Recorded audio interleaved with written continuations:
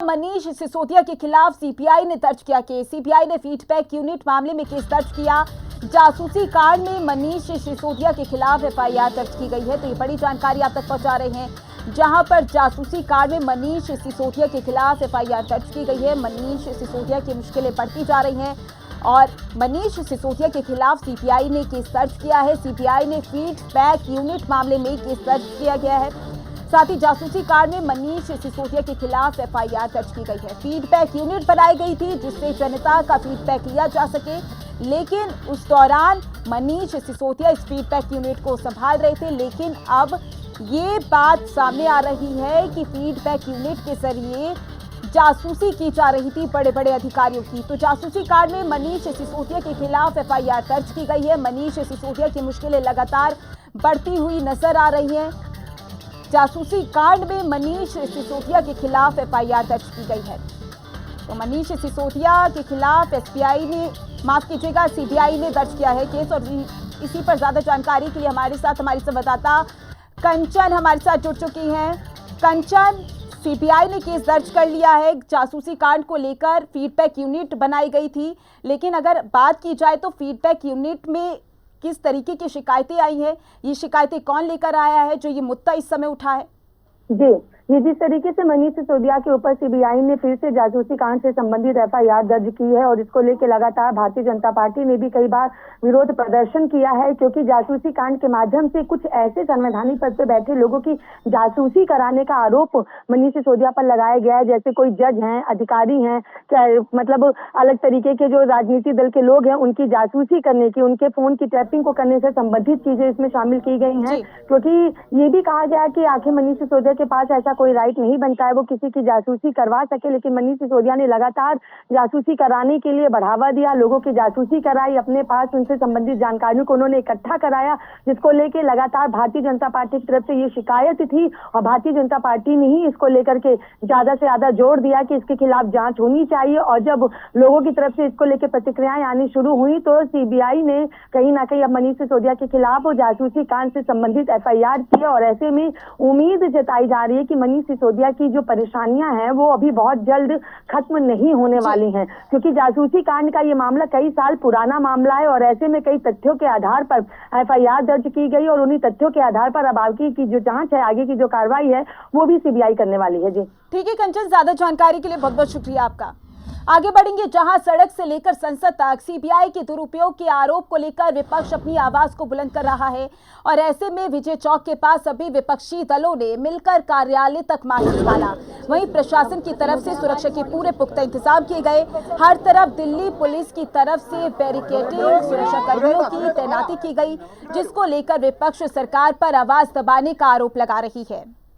लगातार अडानी के मुद्दे को लेके विपक्ष सड़क से लेके संसद तक जहां हंगामा कर रहा है, वहीं ईडी सीबीआई के दुरुपयोग को भी लेकर के विपक्ष लगातार अपनी आवाज को उठा रहा है। पीछे की तस्वीर अगर आप देखें तो ये विजय चौक की तस्वीर है, संसद के बाहर की तस्वीर है, जहां पर विपक्ष की सभी पार्टियों की तरफ से ईडी कार्यालय तक के लिए मार्च निकाला जा रहा है। तस्वीरों में अगर आप देखें तो अलग अलग राजनीतिक दल के लोग यहाँ पर हाथों में पोस्टर लेकर के अडानी समूह को लेकर ईडी सीबीआई के दुरुपयोग को लेकर के यहाँ पर प्रदर्शन कर रहे हैं, जिसमें सबसे मुख्य विपक्ष जो कि कांग्रेस है, इनके जो नेता प्रतिपक्ष हैं मल्लिकार्जुन खड़गे, उनकी अध्यक्षता में चीजें यहाँ पर हो रही हैं। कांग्रेस के कभी सीनियर लीडर यहाँ पर मौजूद हैं, सभी विपक्षी दलों के सांसद यहाँ पर मौजूद हैं और लगातार अडानी के स्कैम के खुलासे को लेकर के अपनी आवाजों को उठा रहे हैं। लेकिन प्रशासन की तरफ से भी तैयारियां पूरी तरीके से यहाँ पर हैं। अगर आप तस्वीरों में देखें तो जितनी विपक्ष उससे कहीं ज्यादा संख्या में यहाँ पर प्रशासन दिखाई दे रहा, महिला पुलिसकर्मी, सुरक्षा कर्मी हो या फिर पुलिस हो, साथ ही जो वाहन है प्रशासन के वो भी काफी ज्यादा संख्या में यहाँ पर है। हालांकि विपक्ष ने इस बात का पहले ही ऐलान किया था कि सभी विपक्षी एक साथ होकर के ईडी कार्यालय तक अपना मार्च निकालेंगे, लेकिन ऐसे में ईडी कार्यालय हो या विजय चौक, हर जगह सुरक्षा के जहाँ इंतजाम काम किए गए हैं, वहीं धारा 144 लागू की गई है। तस्वीरें साफ तौर पर है कि किस तरीके से विपक्षों को रोका जा रहा है। कांग्रेस के जो सांसद है प्रमोद तिवारी, वो भी लगातार हाथों में पोस्टर लेके आगे बढ़ने की कोशिश कर रहे हैं, उन्हें भी रोका जा रहा। आम आदमी पार्टी से राज्यसभा सांसद संदीप पाठक की अगर हम बात करें, या फिर इनके जितने भी सांसद हैं, या आरजेडी के लोग हैं, तृणमूल कांग्रेस के, शिवसेना जो शिव ठाकरे के गुट के लोग हैं, उनकी बात करें, हर कोई यहाँ पर मौजूद है, लेकिन प्रशासन इन्हें आगे नहीं बढ़ने दे रहा है। दिल्ली पुलिस की तरफ से बैरिकेडिंग कर लोगों को रोका जा रहा है और ये भी कहा जा रहा है कि जांच से भाग रही मोदी सरकार घोटालेबाज है, चौकीदार, इस तरीके के पोस्टरों को हाथ में लेकर के लगातार यहाँ पर विपक्ष एकजुट है। लेकिन ऐसे में देखना होगा कि विपक्ष जो अपनी आवाजों को सड़क से लेकर संसद तक उठा रहा है, मार्च निकाल रहा है, क्या इसके बावजूद अडानी स्कैम को लेकर की चीजें सामने आती हैं? क्या ईडी सीबीआई के दुरुपयोग की बात जो विपक्ष कर रहा है उसको लेकर की चीजें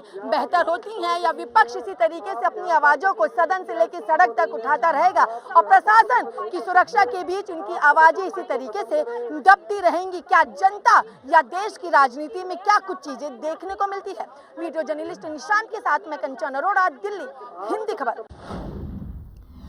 वहीं हिंदी खबर से बात करते हुए कांग्रेस के सांसद रंजीता रंजन ने कहा है कि हमें रोका जा रहा है, अहम अपनी आवाज नहीं उठा सकते हैं, मीडिया को भी हमसे दूर रखा गया है। बात करेंगे, सांसद है रंजीत रंजन यहाँ पे है। रंजीत जी, किस तरीके से आप सारी चीजों को देख रहे हैं, क्योंकि आप लोग लगातार प्रदर्शन करके ईडी कार्यालय जा रहे थे? देखिए, हम शांतिपूर्वक मार्च करके ईडी कार्यालय जाना चाहते हैं। पूरा विपक्ष एकजुट होकर आप जो ईडी सीबीआई आरटी को पंगु बनाया हुआ है उसका विरोध दर्ज करना चाहते हैं। हम जॉइंट पार्लियामेंट्री कमेटी चाहते हैं। अडानी घोटाले पे एसबीआई, एलआईसी, पीएनबी को खतरा है कि नहीं है, आप जॉइंट पार्लियामेंट्री कमेटी क्यों नहीं बना रहे? इस तरह से जो डराना धमकाना पूरे विपक्ष को किया जा रहा है, ये लोकतंत्र का हिस्सा नहीं है। हम इसका विरोध करते हैं। अभी हमारे अध्यक्ष ने कहा कि अगर आपने धारा 144 लगाई है तो हम लोगों को 4-4 की टोली में जाने दीजिए। जी रंजीत जी, आप लोगों ने नहीं चलेगी और बेईमानी बस करो, मोदी अडानी कह रहे हैं, ऐसे में पूरा विपक्ष एक हो रहा है, लेकिन बीजेपी कह रही है कि हम अकेले होते जा रहे हैं। देखिए, ये तानाशाही है। आप मेजॉरिटी में हैं और कभी भी सदन इस तरह से नहीं चला है। आप विपक्ष को सवाल नहीं पूछने देते हैं, आप विपक्ष को जवाब नहीं देते हैं, आप जेपीसी नहीं बनाएंगे, आप घोटालों की चर्चा नहीं करेंगे, आप घोटालों की जांच नहीं कराएंगे। अगर हम घोटालों की जांच की बात करेंगे तो आप ईडी और सीबीआई की धमकी देंगे। इस लोकतंत्र में ऐसे नहीं चलेगा। चलिए, बहुत बहुत शुक्रिया। हमने बात की सांसद रंजीत रंजन, जिनका साफ तौर पर कहना है कि ईडी सीबीआई की धमकी देते हैं तो इस तरीके से लोकतंत्र नहीं चलेगा। वीडियो जर्नलिस्ट निशांत के साथ मैं कंचन अरोड़ा, दिल्ली, हिंदी खबर। आगे बढ़ेंगे, जहां हिंदी खबर से बात करते हुए कांग्रेस के सांसद इमरान प्रतापगढ़ी ने कहा है कि केंद्र में बैठी सरकार विपक्ष को दबाना चाहती है, और क्या कुछ कहा है आपको सुनवाते हैं। इमरान जी, क्या कहना? इमरान जी, चलो बात करेंगे। आप कांग्रेस के सांसद इमरान प्रतापगढ़ी हमारे साथ हैं। इमरान जी, आप लोग ईडी दफ्तर तक जा रहे थे लेकिन रोक दिया गया, धारा 144 लागू की। हम बहुत शांतिपूर्ण तरीके से, अगर इस देश के समूचे विपक्ष के सांसद भी आगे नहीं जा सकते, उनके लिए भी धारा 144 लगा दी जाएगी, उन्हें रोक दिया जाएगा, तो फिर लोकतंत्र की दुहाई देने वाली भारतीय जनता पार्टी किस मुंह से लोकतंत्र की बात करेगी? लेकिन इमरान जी, क्या संसद परिसर के बाहर धारा 144 लग सकती है? एक बहुत बड़ा सवाल है। ये बहुत बड़ा सवाल है। मीडिया के साथियों को जिस तरह से आज रोका गया वो बहुत शर्मनाक है कि मीडिया के सांसद बाइट न ले सकें, प्रेस कॉन्फ्रेंस ना कर सकें, इस तक के लिए बैरिकेडिंग कर दीजिए। ये सचमुच में तानाशाही है, देश इसको देखे। इमरान जी, एक और